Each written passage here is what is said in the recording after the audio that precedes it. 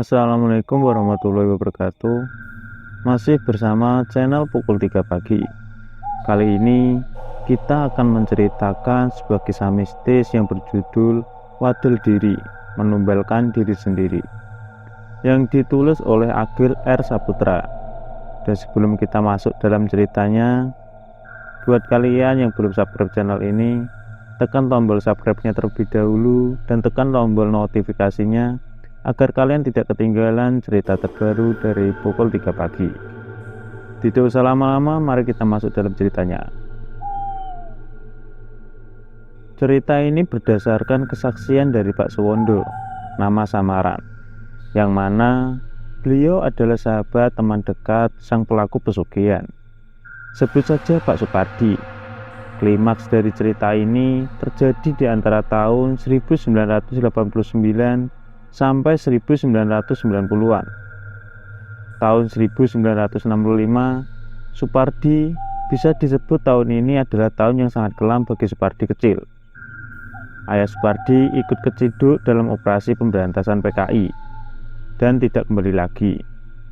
Menurut Pak Suwondo, narasumber, itu disebabkan karena ayah Supardi adalah ketua ranting dari SOBSI, semacam organisasi buruh underground-nya PKI. Waktu itu usia Supardi 13 tahun. Tinggallah Supardi dengan ibunya. Takdir orang tidak ada yang tahu. Beberapa bulan setelah bapak Supardi diciduk, ibu Supardi menderita TBC, dan naasnya beliau meninggal 1 tahun kemudian. Karena Supardi adalah anak tunggal, akhirnya Supardi pun dirawat oleh neneknya dan disekolahkan sampai lulus SMA. Keluarganya pun tergolong keluarga yang berkecukupan. Setahun setelah Supardi lulus, sang nenek meninggal dunia lantaran cukup sepele karena terpeleset di kamar mandi.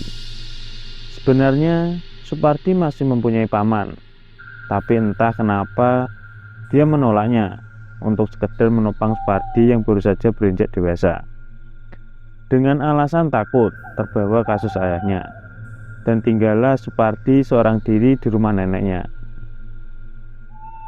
Supardi bingung mulai mencari pekerjaan, tapi di tahun-tahun itu keluarga ekstapol sangat sulit untuk mencari pekerjaan.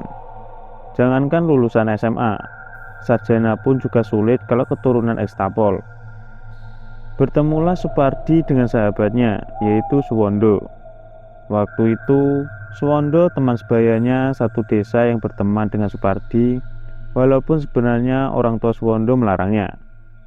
Tapi persahabatan mereka tetap terjalin, walau kadang secara diam-diam. Sampai akhirnya mereka ketahuan mabuk oleh orang tua Suwondo. Jadi ceritanya, belakangan ini orang tua Suwondo mulai curiga dan punya feeling kalau Suwondo masih main dengan Supardi. Ayah Suwondo mulai memata-matai, sampai di suatu sore di belakang rumah Supardi mereka kepergok sedang minuman keras. "Woi, do ngopo kowe? Mabuk-mabuk yo?" bentak ayah Suwondo. "Ora pak, ora," ucap Suwondo. "Lagi opo? Hah?" bentak ayah Suwondo sambil menyingkap dan meraih botol yang berusaha ditutupi oleh Suwondo. "Iki mesti sing marai anakku mabuk-mabukan," ayah Suwondo sambil menunjuk ke arah Supardi dengan botol yang dia pegangnya. "Ora pak, dudu Pardi pak, Pardi ora salah." Suwondo mencoba menghalau di antara Supardi dan ayahnya. "Orang ngandel aku, mesti guru-guru bocah iki," ucap ayah Suwondo dengan nada tinggi, seakan ingin memukul kepala Supardi dengan botol itu. Supardi hanya bisa meringkuk ketakutan. "Kowe aja dolanan karo anakku lagi yo. Aku iki saka keluarga sing apik-apik." Supardi cuma bisa menganggukkan kepala. Kemudian ayah Suwondo menampar Suwondo dan menyeretnya keluar dari pekarangan. Kira-kira beberapa langkah, ayah Suwondo menoleh dan berkata, "Pisan maneh tak kandhani, aja dolanan karo anakku. Kowe iki mung sumber sengkala. Kowe iki cah kere, cah kafir kowe," ucap ayah Suwondo dengan nada mengancam. Suwondo menatap Ibe, tapi tak bisa berbuat banyak. 3 hari kemudian, Suwondo mulai khawatir dengan Supardi. Dengan diam-diam, dicarilah Supardi, dengan maksud memberi sedikit makanan.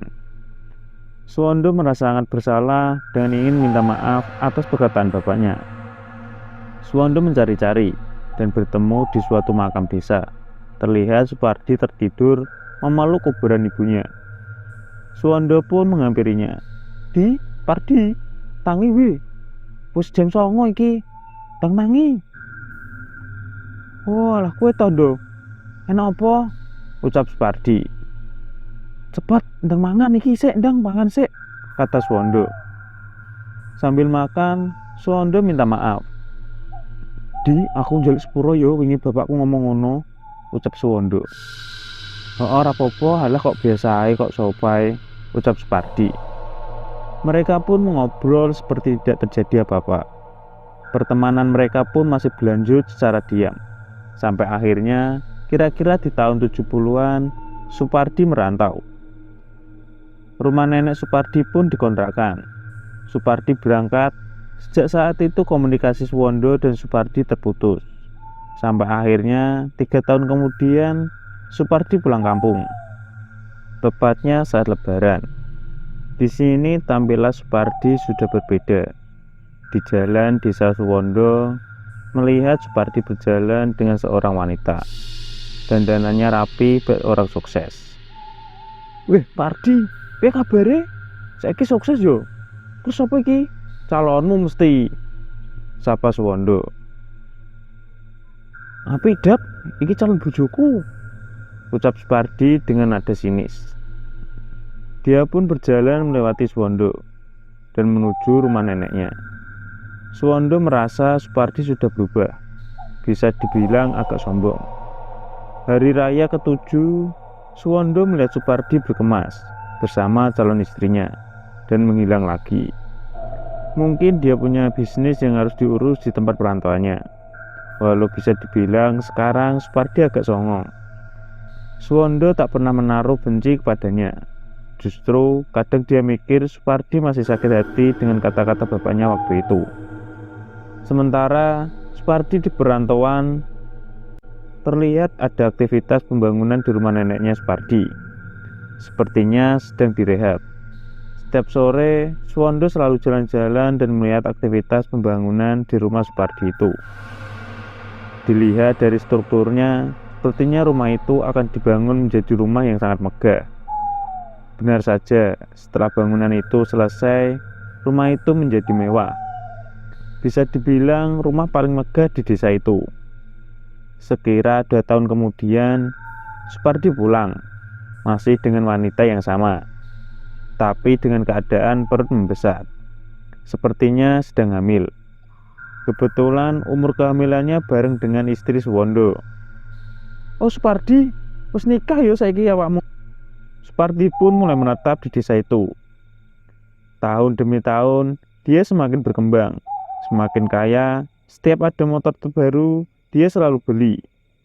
Honda 70, Yamaha 75, Vespa, Jeep dia punya semua. Warga desa termasuk saya tidak pernah tahu apa usahanya Supardi bisa sampai sukses itu dalam waktu yang cukup singkat. Sempat ramai desa-desus di desanya dia melakukan pesugihan. Tapi saya sebagai kawan lamanya selalu mencoba berpikir positif. Supardi waktu itu jarang sekali bersosialisasi, beda dengan istrinya yang ramah dan anaknya yang sering bermain dengan anak-anak saya. Anaknya seumuran anakku, sebut saja Nani. Suatu pagi di tahun 1989, Nani ditemukan berkujur kaku dan membiru di kamarnya. Istri Supardi keluar dan berteriak, Tolongi Nani, Mbak Yu, tolongi kae Nani, Mbak Yu." Sontak membuat warga desa geger. Nani anak Supardi meninggal, umur 8 tahunan. Sebabnya pun tidak tahu. Karena sore kemarin, Nani sempat terlihat mengaji di masjid bersama anak saya dan terlihat sehat-sehat saja. Saya menjaga di situ, disembari menunggu Hansip lapor ke kelurahan. Waktu itu saya duduk di ruang tamu. Di samping kiri ada kamar Nani. Sementara Supardi dan istrinya ada di dalam kamar tersebut. Terdengar sedikit perdebatan antara Supardi dan istrinya. "Aku gelo di busuk kowe, Mas. Jare ora makani. Iki nyatane iki anakmu lho, Mas. Bondo sepiro ra iso nuku," ucap istri Supardi sambil menangis memeluk anaknya. "Sesuk tak pedote, aku ora betah. Ora ngerti nek bakal kok ngene," ujar Supardi. Supardi pun keluar kamar. Dia kaget melihat saya duduk di ruang tamu. Saya pun mendekatinya dan menepuk pundaknya. "Sing sabar yo," ujar Suwondo. Dia pun memeluk saya sambil menangis dan berkata, "Nek aku ana lupute, njaluk sepuro yo," ucap Supardi. Yo, sing penting kowe tabah yo, Di. Sing sabar," jawab saya. Nani pun dikebumikan siang itu juga. Seperti biasa, pasti ada tahlilan 1 hari, 3 hari, 7 hari. Di acara tahlilan yang ke-7 hari, ada kejadian yang sangat aneh. Tepat di 7 hari setelah kematian Nani, hujan deras. Hanya ada 8 warga, termasuk saya, datang ke rumah Supardi untuk tahlilan. Karena sudah semakin malam, akhirnya tahlilan pun tetap dilaksanakan, walau dengan orang seadanya. Doa pun dimulai. Beberapa saat kemudian, di tengah-tengah doa, tiba-tiba terdengar suara. "Kretek, krek." Mulut saya coba diam. Suara itu masih ada. Saya pun menoleh ke Pak Hansip yang kebetulan di samping saya. Sepertinya Pak Hansip juga menyadarinya. Suara itu hilang dan muncul beberapa saat. Seperti itu terus-menerus, sampai pas air doa ada suara "duwer". Asap mengepul dari balik tikar. Setelah disingkapkan, tikarnya ternyata lantai, ubinnya meledak. Saya mulai bertanya-tanya, ini tidak masuk akal. Ubinnya meledak keluar, sampai hampir membentuk prisma. Semua kaget. Suasananya di situ menjadi tidak enak karena mungkin takut. Setelah itu semua orang pulang, tinggal saya dan istri saya di situ. Terus terang saya iba karena Supardi terus menangis. Terlihat sangat kehilangan. Istri saya juga terlihat tengah berbincang menenangkan istri Supardi di ruang tengah. Malam semakin larut. Saya, istri saya, dan anak saya beserta 1 hansip desa ikut melekan di rumah Supardi. Sekitar pukul 11 malam, istri Supardi dan istri saya dan juga anak saya tidur di ruang tengah rumah Supardi. Tinggallah saya bertiga duduk ngobrol di teras rumah. Di situ Supardi diam terus. Kalau diajak ngobrol, jawabnya cuma iya dan tidak. Saya dan Pak Hansip memakluminya. Mungkin masih terluka, berduka. Saya pun ngobrol ngalur ngidul dengan Pak Hansip di desa. Sekitar pukul 11 malam, Supardi terlihat ketiduran di kursi samping saya persis.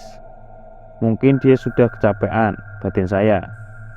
Saya pun lanjut ngobrol dengan Pak Hansip. Waktu itu kondisi sangat hujan.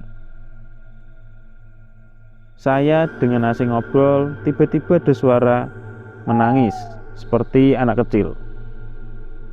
"Suara apa kayo, Pak yo?" kata Pak Hansip. Saya pikir itu anak saya. Saya pun mengecek ke dalam rumah. Saya melihat anak saya tidur nyenyak dan suara itu hilang. Tapi ketika saya melangkah keluar, suara itu muncul lagi. Saya kembali mengecek ke ruangan tengah. Lagi-lagi anak saya sedang tidur nyenyak. Tapi kali ini suara itu tidak hilang. Suaranya seperti berpindah-pindah. Saya sangat takut. Saya melangkah keluar dengan sedikit berlari. Dan suaranya semakin jelas. Ternyata suara itu bersumber dari kamar Nani. Saya berlari keluar. Bahkan sampai di teras pun suara itu masih tetap ada semakin kencang. Tapi tiba-tiba Supardi yang tengah tidur di kursi itu jatuh ke tanah dan kejang-kejang. Awalnya saya kira sakit epilepsi atau apalah. Tapi anehnya setiap jeda Supardi tertawa. Kejang-kejang lagi dan tertawa lagi. Begitu terus menerus. Dan tiba-tiba ada jeritan dari dalam rumah Supardi. Saya pun meninggalkan Supardi di luar rumah dengan keadaan seperti kesurupan. Saya mengecek ke dalam rumah menuju sumber suara itu. Di ruang tengah itu, saya melihat istri saya ketakutan di sudut ruangan sambil memeluk anak saya yang menangis. Anak saya menunjuk-nunjuk ruang dapur. Saya datangi. Di situ istri Supardi sambil berdiri meraung-meraung ngeri. Berjalan hendak ke kanan ke kiri dengan perutnya yang tengah hamil 5 bulan. Meraung-raung seperti belacan. Saya hanya bisa berdiri mematung, tak bisa apa-apa, seperti terkunci kaki ini. Dia berjalan mundur sambil mengambil cowek tanah liat yang diletakkan di atas kepala sambil menatap tajam ke arah saya dan berkata, "Siro ora usah melu-melu, iki kabeh duitku." Saya sangat ketakutan, meraba sambil berjalan mundur. Anak dan istri saya geret. Saya pulang ke rumah. Saya lewati saja Supardi yang tengah dipegangi oleh Pak Hansip. Setelah anak dan istri saya pulangkan, saya inisiatif untuk memanggil Pak Wongso, sesepuh desa, untuk tahu apa yang sebenarnya terjadi. Sembari saya memanggil warga dan berjalan lagi menuju Pak Supardi, sampai di sana ternyata warga sudah berkumpul duluan karena mendengar keributan. Di situ Supardi sudah lemas. Beberapa saat kemudian Pak Wongso datang. Langsung saja saya antar ke dapur, tempat tadi istri Supardi yang diduga kesurupan. Di situ terlihat istri Supardi sudah terbaring di lantai. Pak Wongso mendekat. Saya hanya berani melihat dari balik badan Pak Wongso sambil membawa segelas air. Diusapkanlah air itu. Tampaknya istri Supardi sudah sadar. Tapi tidak lama kemudian dia muntah. Di situ tercium bau kotoran yang sangat tidak enak. Betapa terkejutnya saya, warna muntahnya itu kuning dan berbau menyengat. Yang benar saja, istri Supardi memuntahkan tai. Sambil menangis, istri Supardi bilang, "Aku iki kenapa? Ampun ya Allah, ampun ya Allah," sambil menepuk-nepuk dadanya dengan keras. Tiba-tiba tangisnya perlahan berubah jadi tertawa. Suaranya berat. Mustahil kalau itu suara istri Supardi. Sambil berdiri ditendanglah Pak Wongso sampai tersungkur di tumpukan kayu bakar samping tungku. Dia berdiri semakin tertawa dan tiba-tiba darah mengalir lewat rahimnya. Dan istri Supardi pingsan lagi tersungkur ke lantai dapur. Yang saya rasakan adalah campur aduk. Kejadiannya benar-benar singkat. Sampai akhirnya warga di luar sudah mulai masuk, tapi keadaannya sudah mulai tenang. Meskipun semua warga menutup hidungnya. Sambil menahan bau, saya mengajak warga untuk memapah istri Supardi. Semuanya sepertinya tidak mau, mungkin jijik. Akhirnya hanya Pak Wongso dan saya yang mengangkat tubuh istri Supardi. Kami papah keluar dari rumah, sementara warga menyiapkan mobil. Di luar saya lihat Supardi tampaknya sudah membaik. Dia duduk dengan muka linglung, dengan dua warga yang sedang menenangkan. Dengan tergesa-gesa, saya masukkan istri Supardi ke mobil yang sudah disiapkan. Mobil pun berangkat menuju rumah sakit, ditemani oleh Bu RT dan Pak Hansip. Waktu menunjukkan 2:30 malam. Sementara menunggu kabar, saya datangi Supardi sambil membawa segelas minuman. Saya duduk di sampingnya dan mencoba bertanya apa yang terjadi. Tapi Supardi hanya diam seperti orang linglung. Tiba-tiba saja dia menjerit dan pingsan. Saya gotong dengan warga, mau saya masuk ke dalam rumahnya, tapi Pak Wongso bilang, "Ojo go mlebu, go ning omahku wae." Dibawalah Supardi ke rumah Pak Wongso. Sesampainya di sana, saya bertanya, "Paring ke pundi niki, Pak? Teng emben." "Ojo mbebayani, seles jogan wae, diselami kloso," ucap Pak Wongso. Konon orang yang diduga dengan mengalami gangguan gaib pantang diletakkan di atas ranjang. Diletakkanlah tubuh Supardi di lantai beralaskan tikar. Suasana sudah agak tenang, tapi Supardi tak kunjung sadar. Sementara warga semua sudah mulai pulang satu persatu. Tinggal saya dan Pak Wongso yang di situ. Saya bersila di samping Supardi, dan Pak Wongso duduk di kursi. Waktu sudah jam 3 lebih. Kita berdua hanya diam seperti kebingungan. Saya mencoba mengingat kembali kejadian-kejadian tadi, menalar, bertanya apa yang terjadi. Sesekali melihat tubuh Supardi, memastikan apakah dia masih bernafas atau tidak. Azan subuh pun berkumandang. Supardi belum sadar. Saya lihat Pak Wongso sudah tertidur di kursinya. Saya beranjak pulang untuk sholat subuh, sembari mengecek keadaan anak dan istri saya. Sampai di rumah, mereka ternyata sudah tertidur pulas. Lega badan saya. Saya pun sholat subuh. Setelah itu, saya kembali ke rumah Pak Wongso. Dan kagetnya, Supardi sudah tidak ada. Tinggal Pak Wongso yang masih tertidur di kursinya.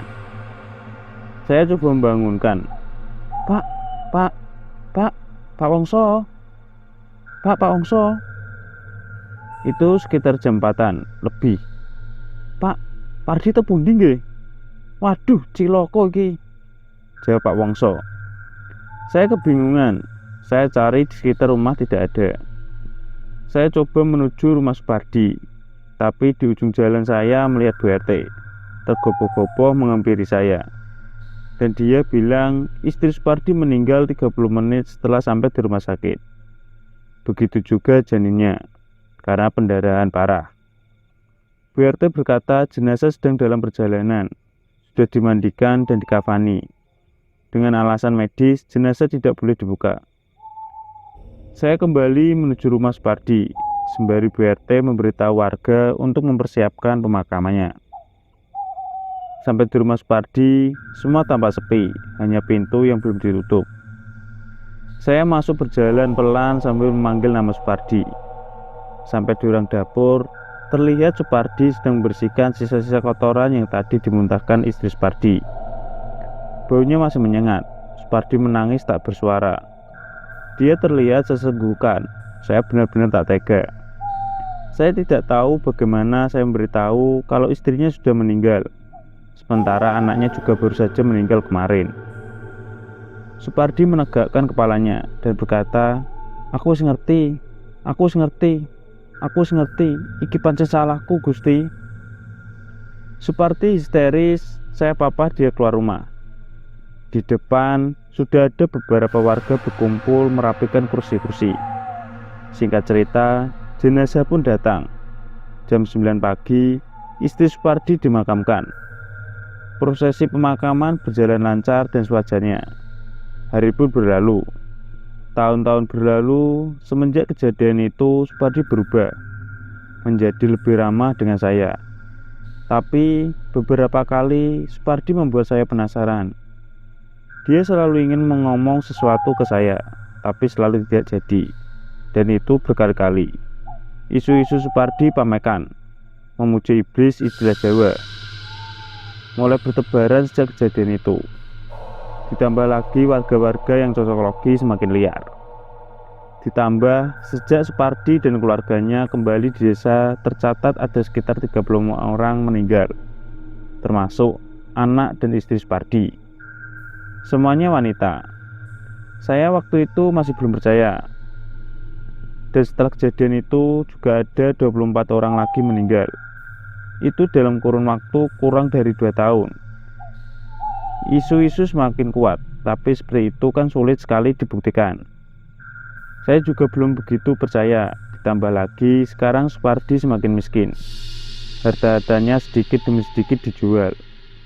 Itu juga yang membuat saya tidak percaya. Ra mungkin. Bukti ini Supardi saiki wis gak sugih. Masa yo ndek ngang pesugihan. Sampai akhirnya ada 1 orang lagi meninggal. Dia tetangga samping rumah saya, sumuran dengan anak saya. Meninggalnya pun persis seperti dulu anak Supardi, tubuhnya membiru. Saya iseng saja main ke rumah Pardi. Di rumah besarnya sekarang kotor seperti tak terurus. Perabotan juga mulai sedikit.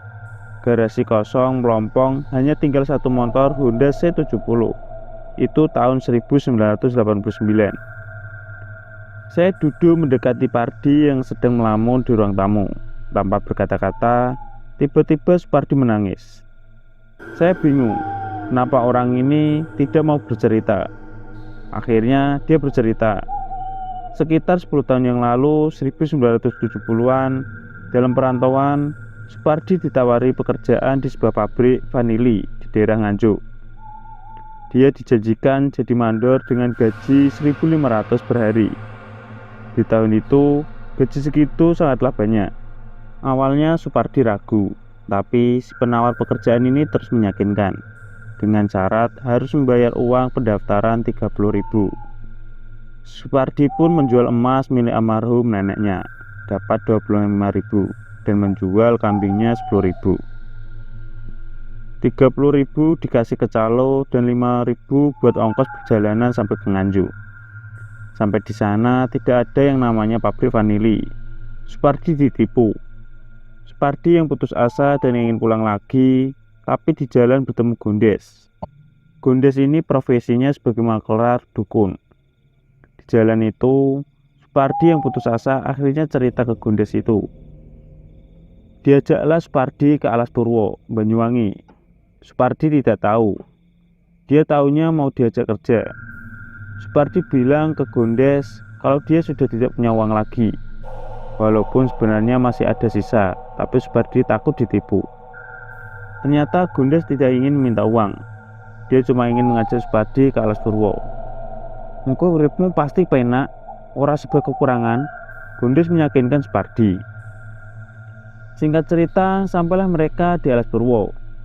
Kata Supardi, di sana dia diajak ke makam Mbah Dawa, sebuah makam dengan panjang 7 meter.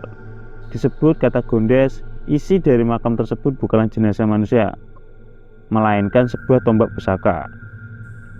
Supardi masih bingung mau apa di sini. Supardi mencoba bertanya, awak dewi ki mau apa sih nek kene? Ngalah berkah, saut Gondes dengan berbisik. Karena Supardi kondisi kalut, dia cuma nurut saja. Setelah selesai dari makam Mbah Dawa, Supardi diajak masuk menelusuri hutan. Di sana ada banyak gua, kata Supardi. Masuk mereka berdua ke salah satu gua. Singkat cerita, mereka berdua ritual. Supardi hanya diam mengikuti arahan Gondes. Hari mulai petang. Supardi mulai ketakutan dan terbesit di pikiran Supardi tentang hidup enak tanpa sebab kekurangan. Kata Supardi tiba-tiba saja muncul sosok makhluk tinggi besar di depannya. Supardi ingin kabur, tapi dicegah oleh Gondes. Teko anteng wae, sambil Gondes memegang kepala Supardi. Supardi pun mengiyakan arahan Gondes. Sosok itu semakin mendekat, tepat di depan muka sosok itu, dan berkata, "Heh, langgeng tekaning pating yo." Sosok itu semakin mendekat.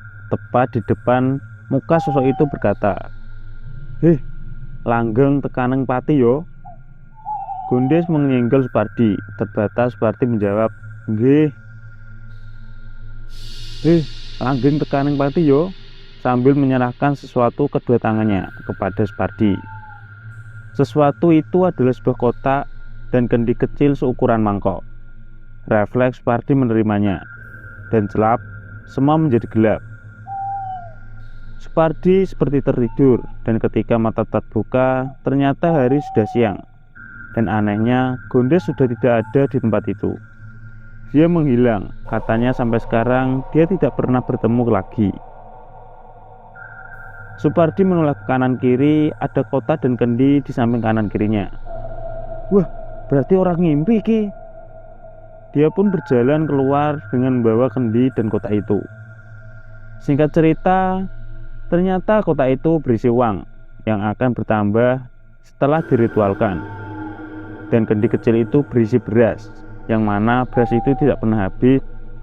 Percaya nggak percaya, tapi itu Supardi ucapkan. Kata Supardi, dia dituntut sendiri oleh makhluk penunggu kotak kendi itu. Seperti kebanyakan pesugihan, lalu membutuhkan tumbal. Dan kata Supardi, tumbalnya itu semaunya makhluk itu, yang penting wanita. Dan Supardi kenal. Proses penumbalannya juga menyelesaikan. Pokoknya semakin dia ingin hartanya bertambah lagi, semakin banyak pula wanita yang harus ditumbalkan. Singkat cerita, 1 tahun terakhir, Supardi mulai tidak bisa menikmati, semakin sadar bahwa ternyata harta tidak selalu menjadi alasan kebahagiaan. Hidupnya dihantui kesalahan dan kesalahan. Supardi pun ingin berhenti menjadi orang pamekan. Tapi dia masih bimbang. Sampai akhirnya 2 bulan sebelum kejadian itu, Supardi menceritakan semuanya ke istrinya. Walau masih ada yang ditutupi, Pardi masih berdalih ini hanya penglaris.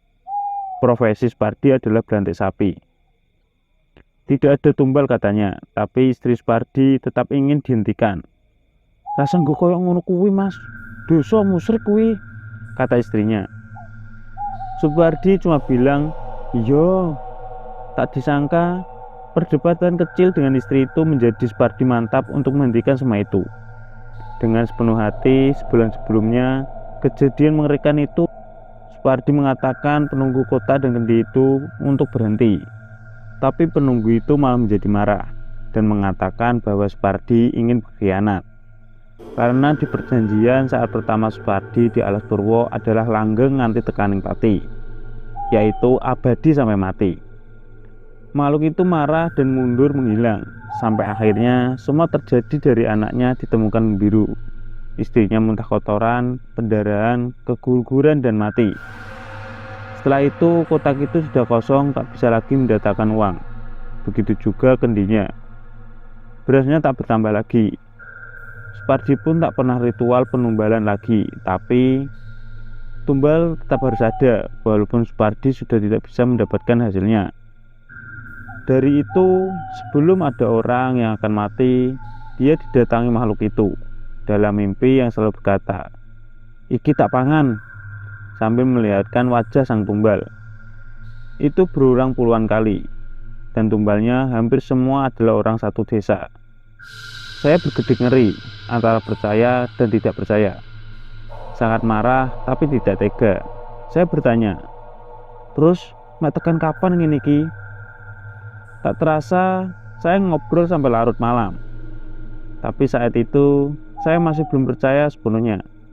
Soal pasca kejadian, Supardi menjadi aneh. Walau ramah tapi tatapannya kosong, seperti orang kurang waras.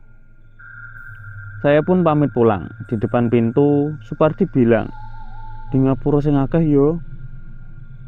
Dengan senyum, saya berjalan pulang tanpa firasat apapun. Betapa kagetnya keesok harinya, Supardi ditemukan tewas di depan rumahnya, bunuh diri dengan meminum gramason, sejenis pestisida. Matanya terbuka dan keluar darah hitam dari telinga, hidung, dan mulutnya. Saya benar-benar tidak menyangka. Sebulan kemudian, saya tak kuat memendam cerita Supardi. Akhirnya saya cerita ke Pak Wongso, yang notabene orang pintar. Setelah mendengar semua cerita saya, analisis Pak Wongso mengatakan bahwasanya Supardi bunuh diri untuk menghentikan makhluk itu memakan tumbalnya, memutus perjanjian dengan wadal diri.